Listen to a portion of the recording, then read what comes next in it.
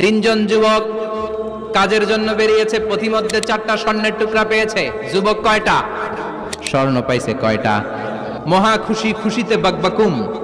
4টা স্বর্ণের বড় বড় টুকরা পেয়েছে, আমরা আজীবন খেলে বসে খেয়ে যেতে পারবো, কিচ্ছু লাগবে না আমাদের। 3 বন্ধু বলে ভাগ করি, আরেকজন বলে ক্ষুধা লাগছে।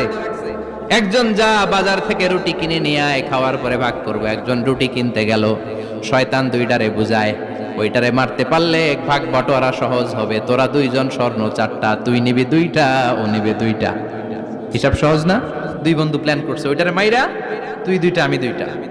যেটা রুটি আনতে গেছে প্ল্যান করেছে রুটির মধ্যে বিষ মিশায় নেই, তাহলে বিষ খাওয়া রুটি খেয়ে ওই 2টা সে সব পাবে, আমি পাবো।